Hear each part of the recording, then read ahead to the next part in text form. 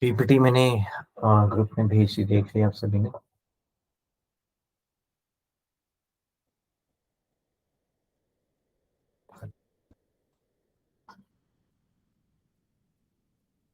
आवाज आ रही है मेरी? हाँ, पीपीटी मैंने भी ग्रुप में भेजी, देख ली आप लोगों ने? Sir, yes, sir. Yes. ठीक है। Sir, this is the English group. Some of them do not understand Hindi at all. Yeah, I'm sorry, I forgot that I have to only speak English. So what I was saying is that I have sent the PPT in the WhatsApp group. Have you checked it all? Yes, sir, we did. Yes, sir. Okay, good. Okay, so we would continue from where we left the last topic. Okay, so we were on to decomposition. Okay, so decomposition is it is like decomposing means like breaking down, okay, of a larger component into a smaller component, okay, decomposing, okay.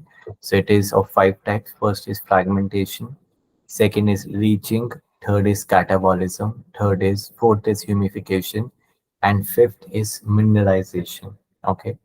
So breakdown of detritus into smaller particles by detritivores, example earthworm, is called as fragmentation.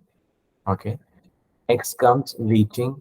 In leaching, the water-soluble inorganic nutrients go down into soil horizon and precipitate as unavailable salts. So what happens is that those organic nutrients which are at the surface, okay, so they are available salts. But when they go down into soil horizons and they precipitate as unavailable salts, that process is called as leaching. Okay, so as it goes down, it mixes with the soil and it forms into unavailable soil. So this is the process called as leaching. Third is catabolism. It is the degradation of detritus into simpler inorganic substances by bacterial and fungal enzymes. So this is catabolism, like um, degradation or the death of the, like, total annihilation of the particles. Okay. Humification, as the name suggests, accumulation of humus, which are called as the dark amorphous substances. So humus is like a dark, humus is like a dark amorphous substances, as you can see in the picture. So its accumulation is called as humification. Humus is resistant to microbial action and so decomposes very slowly. Being colloidal in nature, so it serves as a reservoir of nutrients. So it has a lot of nutrients because it has a colloidal property. Colloidal property is that kind of a property in which the light is able to pass through the solution. Like it's not completely dense and it's not completely clear, but it is such that there are particles which reflect the rays. The particles in the liquid reflect the rays into the solution. So that is called a colloidal solution. Okay. Then comes mineralization. It is the release of the inorganic nutrients due to the degradation of humus by small microbes. So when we are able to release the inorganic nutrients are those that does not contain much of the major element as the carbon. That is why it's called inorganic nutrients. Okay, it is formed due to bonds which are not covalent bonds, okay, which are inert bonds. So those components are called as inorganic nutrients. So the release of the inorganic nutrients due to the degradation, when the humus gets degraded by the actions of the microbes onto those humus, then it releases into the inorganic nutrients. So that is called as the mineralization. Mineralization means the inorganic nutrients are called minerals. Okay, so when the minerals are formed due to the actions of the microbes, that is called as mineralization. Can you repeat leaching, sir? Yeah. Yes,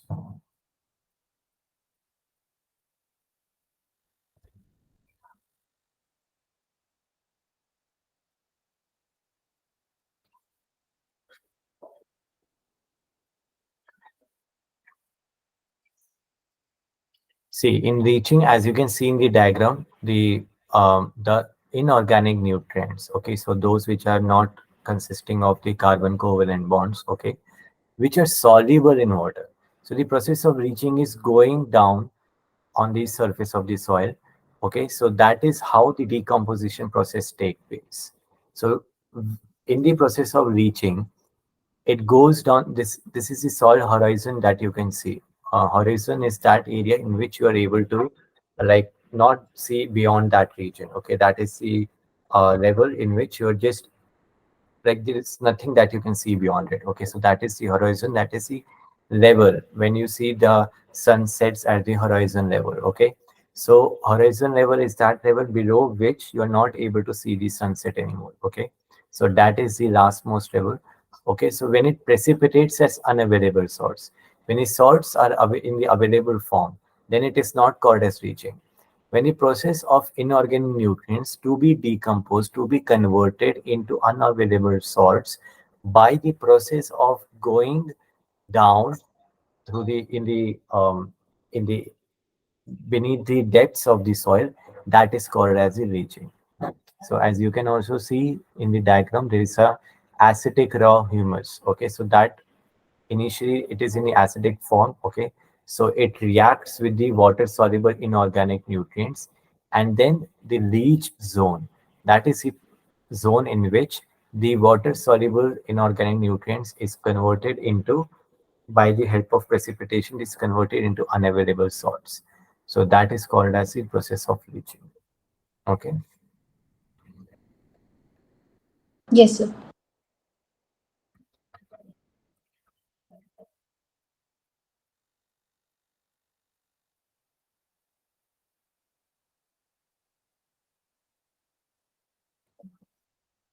so this is a process of decomposition as it shows. First, a tree grows in the soil. Okay, then in the trees there are leaves are formed on the trees. Okay, as the trees grows, the leaves sprouts on the um, trunk and the trunk of the trees. Okay, from the on the stems. When the leaf falls on the ground, some are eaten by the insects and others by the animals. Nutrients and energy enter the food web. So first we come to know that plants Just or the, suddenly your voice has gone low. is my voice audible right now? Yes, sir, exactly. Okay. What I'm saying is that initially, initially the leaves are called leaves or trees or plants are the producers of the energy. Okay. So initially when it falls down on the ground and when it is eaten by the any kind of an insect or eaten by any animal, then the nutrients of the plants, it is gone inside either the insect or into the animal. Okay, so some nutrients leach into soil by the chemical actions. When some of them are eaten by the insects, some are eaten by the animals, so it goes inside those animal or insect. The the remains of the leaves which are not eaten by the insect or the animals, then that leftover nutrients of that leaf, it leaches into the soil by the chemical actions. Okay, and the remaining part, the leaves partially consumed by decomposers such as fungi and bacteria. They begin to lose form and become litter. So, yes, no.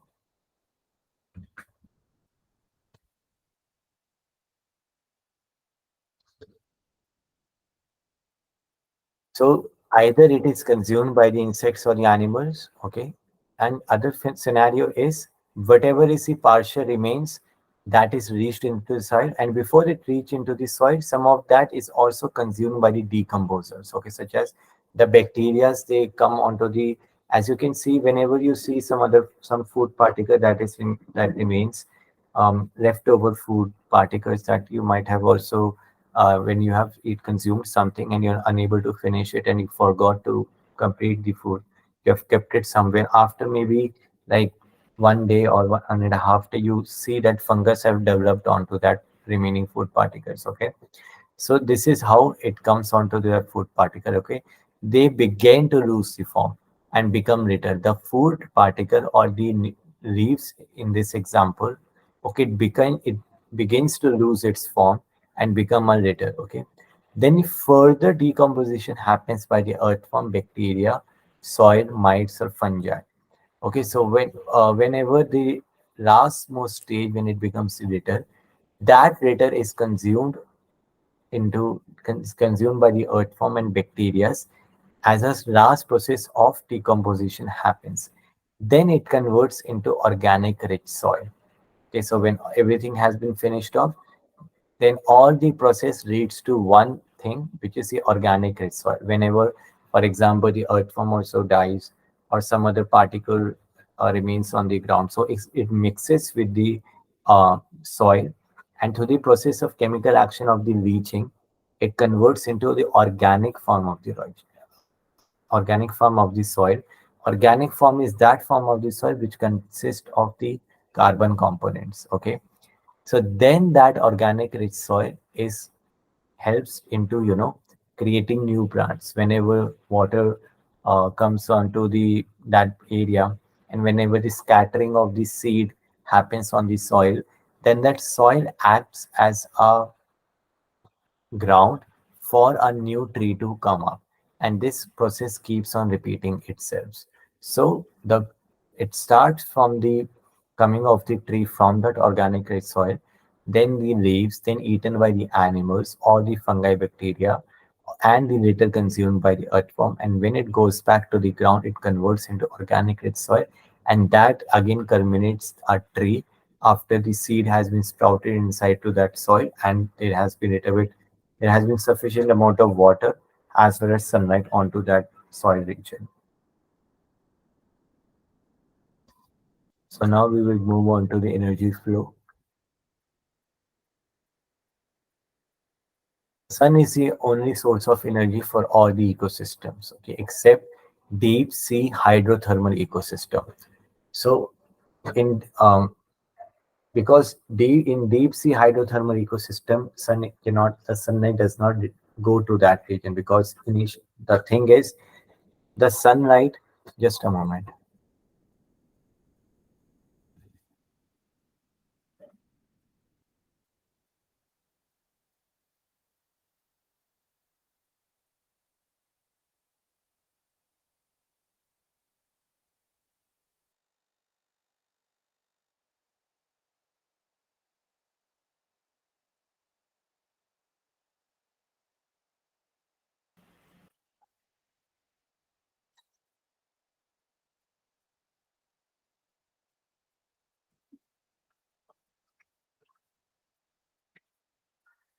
So the thing is that initially when the sunlight falls on the surface of the water, so the topmost surface of the water is able to receive that sunlight, but below that the rays are reflected, they are refracted, and beneath a certain depth of the ocean, the sunlight is not able to pass through that system. Then how that energy and how is that ecosystem still sustaining? It is sustaining because of the process of the thermal, the difference in the temperature, because as you go down below, you reach more towards the mantle and more towards the core. In that region, the heat is so high that that itself is a source of energy. So it gives that heat to the water, and the new ecosystem is also there in the depth, in the most deepest of the seabeds. So that in that region also you can see many aquatic animals, many species are still living into that ecosystem, even if there is no sunlight over there. The sunlight reaches to almost certain depth of the ocean level, but beyond that, despite of having no sunlight, you can still see some plants, some varieties of plants, some varieties of species which are living without the sunlight. Okay, so except the deep sea hydrothermal ecosystem, almost all other ecosystem requires the sun as a source of energy. So of the incident solar radiation, less than 50% is for photosynthetically active radiation. Okay, so what it means is that regarding the 100% of the sunlight, 50%, more than 50% is not even utilized by the plants for the process of the photosynthesis to happen. Less than 50% of it is utilized. So when the plants and the photosynthetic and chemosynthetic bacteria, which are called as the autotrophs, the fixed solar radiant energy to make, they require the fixed solar radiant energy to make the food. So what it means is that only less than 50%, almost 30 or 40% of the PAR, photosynthetically active radiation, is needed by the plants, by the autotrophs, and that kind of a fixed solar energy is enough to make the food. Plants capture only 2 to 10% of the photosynthetically active radiation, and this energy sustains the entire living world. So what it means is that despite of 100% of the sunlight, despite of the 100% of the solar radiation which is incident onto the surface of the earth, only 2 to 10% is sufficient enough for the entire world to be sustained on. Okay. Ecosystem obey the second law of thermodynamics. They need a constant supply of energy to synthesize the molecules. It helps to counteract the entropy. So what is entropy? Entropy is the imbalance in the system. Okay. So to maintain the balance of the system, it needs a constant supply of the energy. If the constant supply of the energy is not there, be it even 2 to 10% of the PAR, let it not remain more than that. Let it remain just 2 to 10%. But that 2 to 10% should always, there should be a constant supply. If there is not a constant supply, then it would be very difficult for the living to happen, for the life to be flourished. As um, you can see in some documentaries also when it says that the sunlight is such a way, the sunlight, if suppose we come to such a day in which there would be no sunlight, and that happens for maybe 1 week or 2 weeks consecutively, in that region where there is already too much of sunlight, so then the life is not sustained at all. Many species would start dying very immediately. Many insects, many plants, many kinds of species which are very much necessary for the food chain to happen, those will very immediately die off. Okay, so sunlight is very much necessary, even if it is just 2 to 10%, but there should be a constant supply of the sunlight.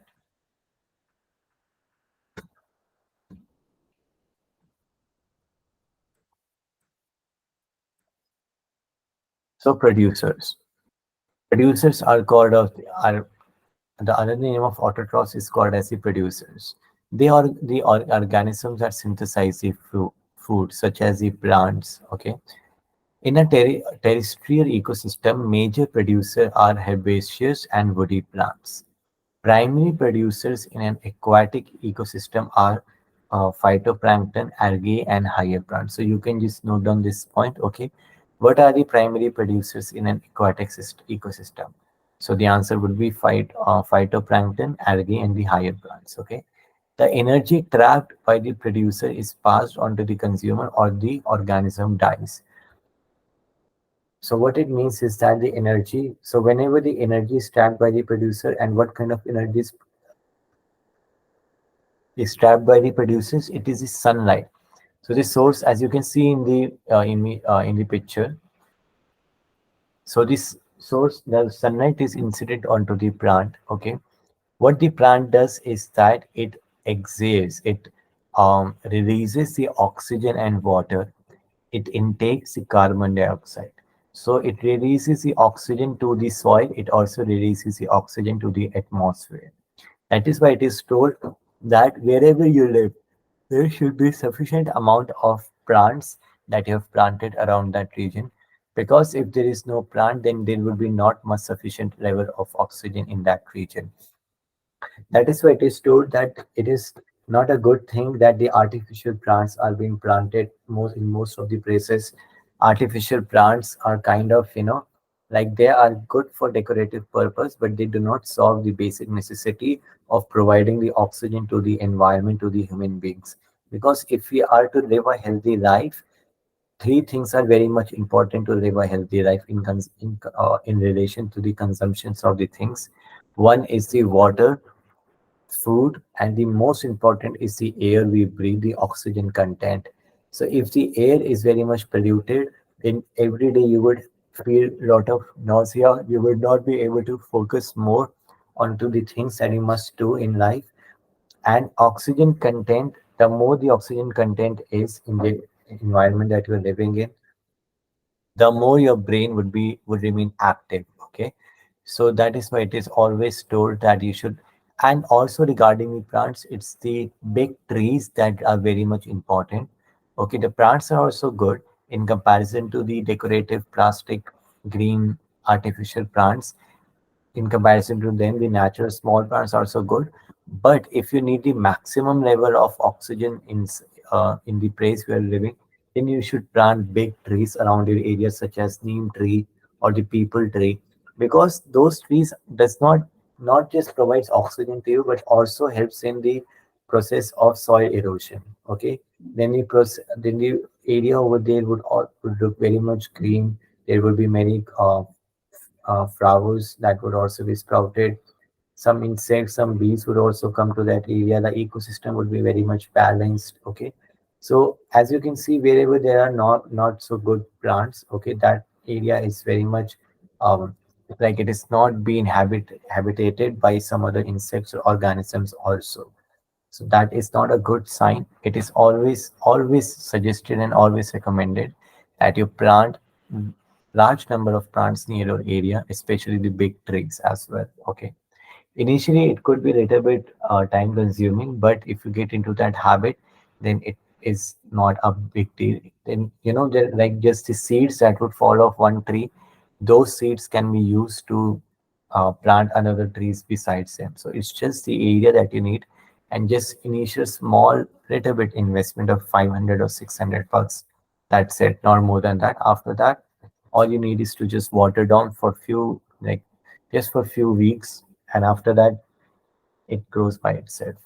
The journey of the beginning is in crucial, and it's not just applicable to plants but also to the human beings. When a child is born, it's just the beginning stage that is very much necessary for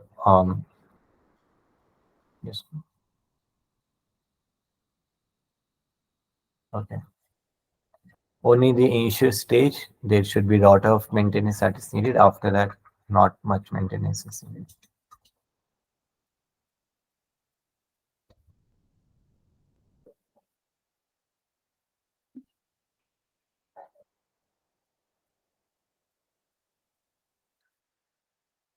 So the producers are called the autotrophs, and the heterotrophs are named. The other name of heterotrophs is the consumers. These are the animals that are directly or indirectly dependent on plants for food. There are three types of first consumer is the primary consumers. Okay, so what it means is that the herbivores which feed on the plants, examples are insects, birds, mammal, and mollusks. There are also many other examples. Okay, the such as cow also. Okay, cow, elephant, and other species also. Secondary consumers are the primary carnivores. Okay, so there are two types of carnivores. One is the primary carnivores, which feed on the herbivores. Example: frog, frogs, human being, etc. So it is told that the man is a omnivore, but in connection to the energy flow, it comes under the consumers, and that too a secondary consumer. Okay, and tertiary consumers are those which consume the primary carnivores. Okay, example tiger, lion, etc. Okay, so man can live on the plants, but other animals need or other organisms to feed upon. Okay, tiger cannot live its life depending upon plants. Okay, lion cannot live its life on feed by just feeding on the plants. It needs flesh. Human beings do not require flesh. They can live without it as well. So the thing is, the food chain is such a way that is sunlight is incident onto the plant. Plants are the producers. The water from the rain goes onto the plants, the grass. and then the grass keeps on growing. Okay, the primary consumer is the grasshopper, so it consumes the plant and it consumes the grass or the plant, and then it is able to gain that energy from the producer. Then when it has got enough energy, then that energetic grasshopper is being fed by the frog. So frog is the secondary consumer. So secondary consumer, which means that it is consuming the primary consumer. Okay.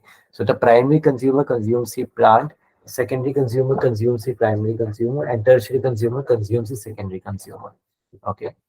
So now comes the tertiary consumer.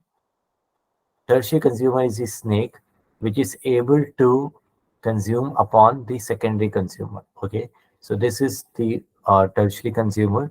Then comes the final consumer, which is able to, which consumes the tertiary consumer as well. Okay, so that is like example is how we would see that again. And when it final decomposition happen, when it becomes dead, then the decomposition happens in the fungi. It comes onto the dead living plant or animals. Okay, and it consumes that species as well. The chain of feeding relationship between different organisms is called the food chain. So as you can see, this is called as a food chain in which one species is dependent upon the other species for their survival.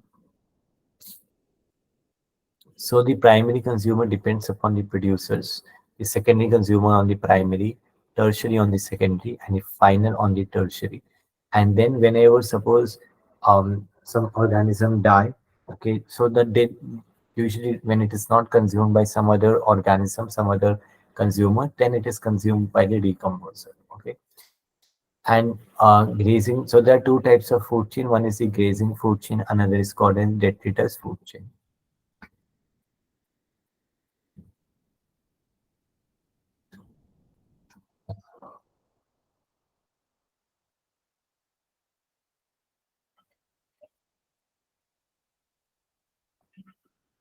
So first we know about the grazing food chain. Grazing food chain is that kind of a food chain in which the primary consumer feeds on the living plants, which is the producers. Okay.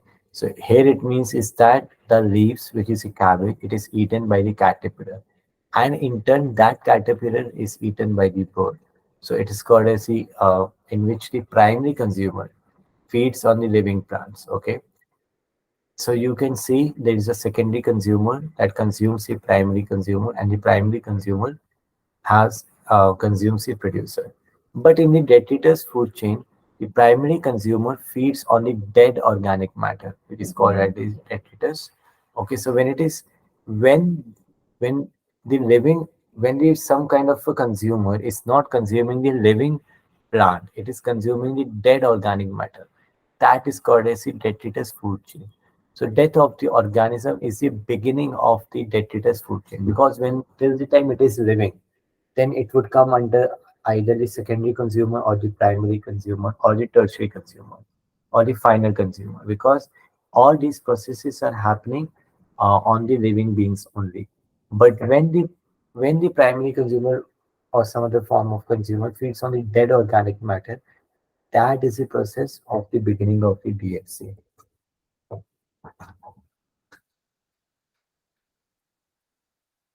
So detritus is made up of the decompositions saprotrophs, okay, such as the fungi and bacteria. They secrete digestive enzymes and break down detritus into simple inorganic materials which are absorbed by them. Thus, they get the energy and the nutrients from them. Okay. So the as you can see in the picture, decomposing fruits due to the fungus. So when you have kept the food open, okay, then the fungus comes onto that. Okay, so they what happens in the fungus is that it secretes the digestive enzymes that break down the detritus into the simple inorganic materials. Okay, so when that living organism has been lived there for a longer duration and when it has almost on the verge of death and almost died, then at that process the fungi comes onto the dead organism or the dead plants. Okay, and it consumes the dead plant or the dead animal, by the process of breaking down of detritus into simple inorganic materials. Okay, and thus the fungi and the bacteria gets the energy from feeding onto the dead plants and the animals. Okay.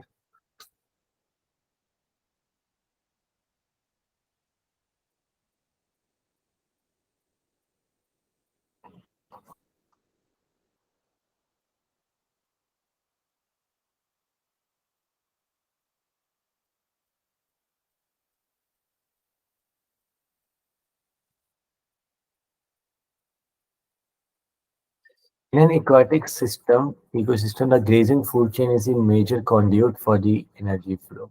Because as you can see in the aquatic system, there are mostly the plants over there.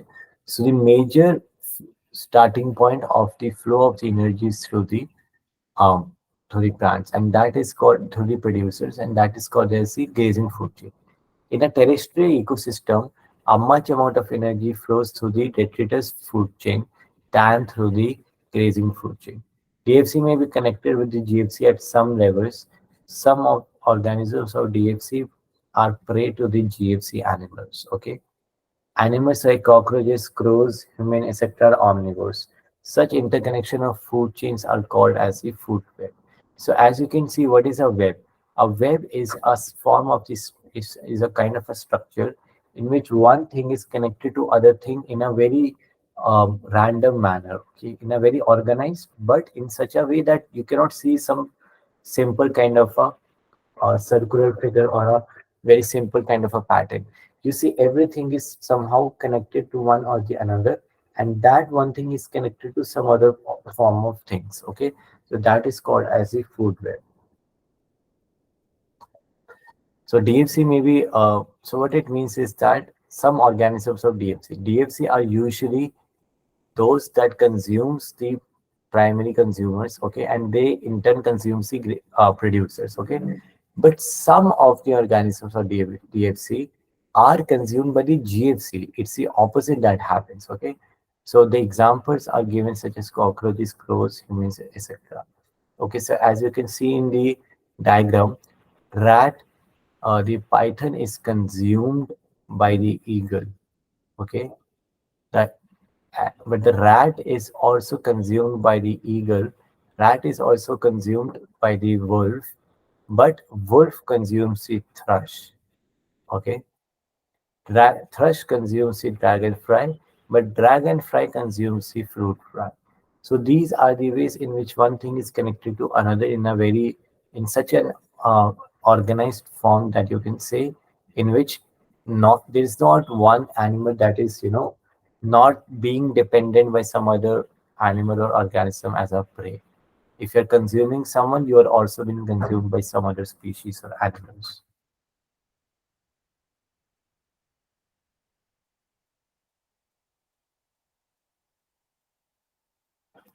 So here the examples are given. The first trophic level, the specific place of organisms in the food chain is known as a trophic level. So the primary producer is at the bottommost position. Then comes the primary consumer. Then comes the secondary consumer, and lastly comes the fourth level, which is the tertiary consumer. Okay.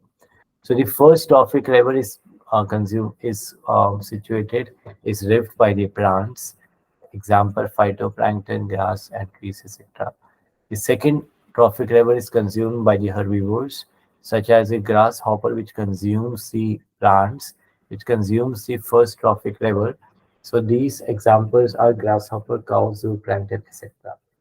And the third trophic level, which is the carnivores, consumes the second carnivore level. Example of the carnivores are birds, fishes, various types of birds such as eagle, vulture, etc. Fishes, wolves, etc. And the fourth trophic level is a top carnivore. It is example is the man, lion, etc.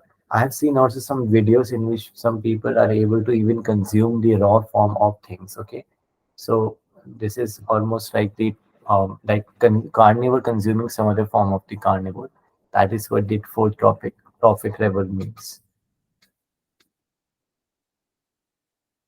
So the sun, the sun, the incident rate, it goes to the plant. Other form of energy, it produces the heat. So the light comes onto the plant, but the heat is used for the maintenance of the temperature of the earth. So the first trophic level here is the producers, which are the plants. Then the second trophic level is the primary consumers. Okay, so which are the called as the herbivores. A third trophic level consists of the secondary consumers, and the fourth trophic level, which is the tertiary consumers, it is the topmost level of the consumers. Okay, so it either releases the heat or it consumes some other form of the organism into the food chain, so that there is proper and optimal level of the flow of energy from the top to the bottom.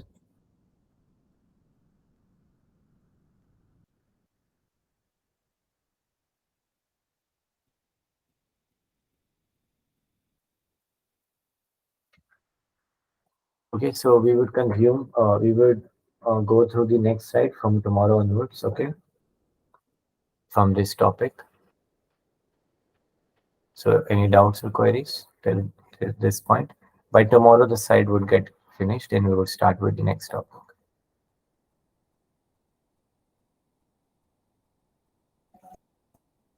I have given you the presentation as well. You can go through the presentation. So, what kind of questions can we expect from these, sir, about the food chain and questions around the consumers and producers, primary, secondary, tertiary? Like it can ask about what are the examples of the primary consumers, what are the types of what do you mean by in one word or two words, with what are the primary consumers or the secondary consumers or the tertiary consumers, like that. What that third could be like also objective based questions such as in the food chain, what are the um, types of the food chain? Okay, so such kinds of question can be asked. And also, do you everyone have KVS book, KVS Madhan book? No, sir. Okay. Is there any have you ever checked anyone, like is there a PDF available on the internet about the KVS Madhan book? Sir, I have KVS Madans.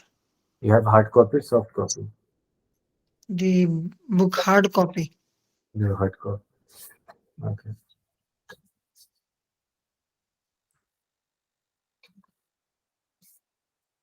Okay, so I don't think it might be available. Okay, so such kinds of question will be coming. Okay, so that is what we have to understand. Okay, so for example, is one question: which of the following are considered as producers in the food chain? Okay, so the question is autotrophic plants, herbivores, decomposers, or carnivores. So the question is which of the following. I repeat the question. Just give me the answer. Okay, this topic was just taught to you just 2 minutes ago. Which of the following are considered as the producers in a food chain? So I right now just taught about the food chain. Okay, so which are the producers? I give you four options. Tell me the options out of those. Tell me the answer out of those four options. One is the autotrophic plants. Second is the herbivore. Third is the carnivore, and fourth is the decomposers. So what could be the answer? Sir, autotrophs. Okay. Anyone with some other answer?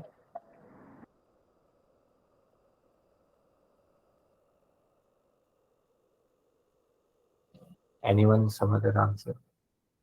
Sir, primary consumers.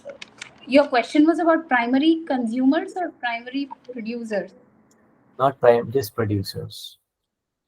Producers. Then it is only autotrophs or Yeah, the it's okay. Just be phytoplankton or the algae. just remain confident. Okay. So I was just trying to confuse you. The whatever answer you gave was correct. Okay. So such kinds of question comes in the exam, like about the producers in a food chain, or some other question could come that which are the primary consumers examples, or what is the activity of the what does the secondary consumer does. Okay, it consumes the primary consumer, like that, or the tertiary consumer, what is its role, like that. This is such kinds of question comes in the examination. Okay.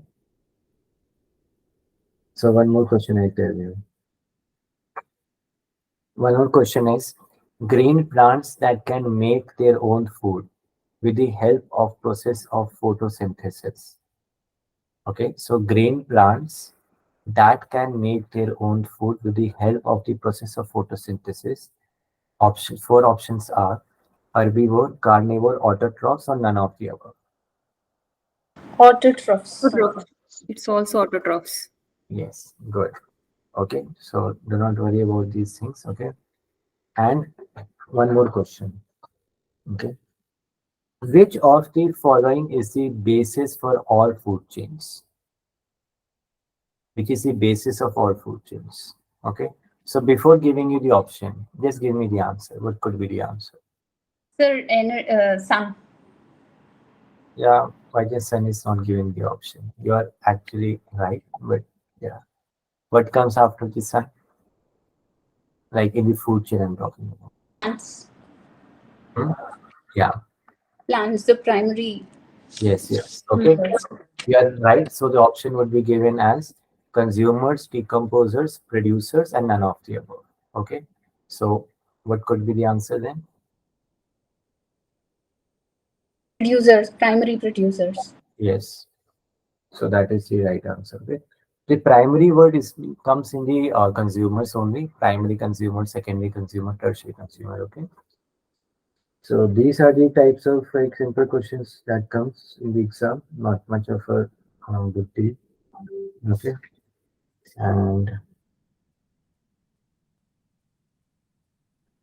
one more thing I'll ask. Okay. So this is a topic from some other like the previous topic that I've taught you. Which of the following is included in the biosphere? So the options are hydrosphere, lithosphere, atmosphere, or all of the above. All of the above. All of the Anyone above. with a different answer?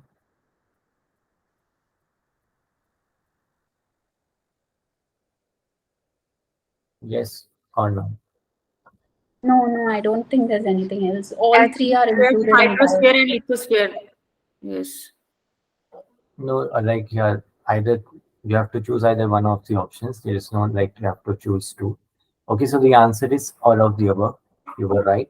Okay, so biosphere consists of because I showed you one diagram, right? Do you remember that diagram? In that diagram, there was a circular projection that was made in which the water was also consisting into the circular figure. The atmosphere are also there, and the lithosphere were also there. Okay, Yes, so sir. that is the thing, which is called as the biosphere.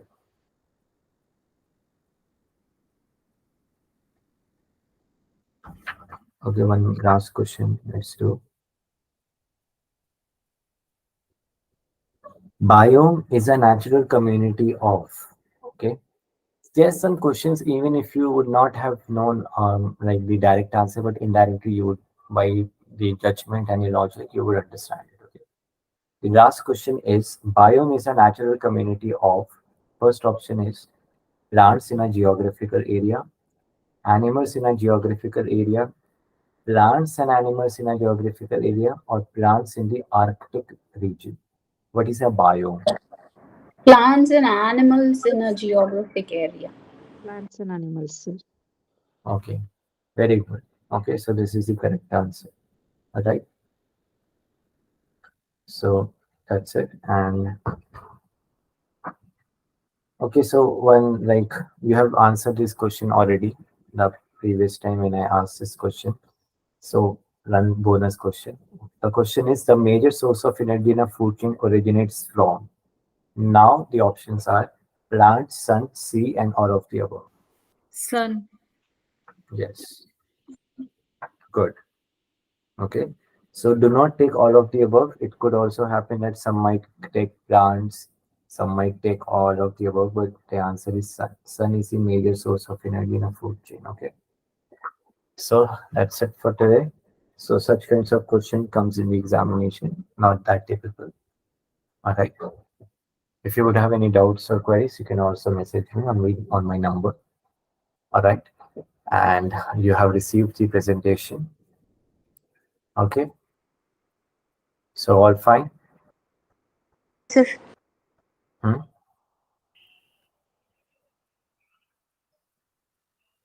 So did you understand today's topic?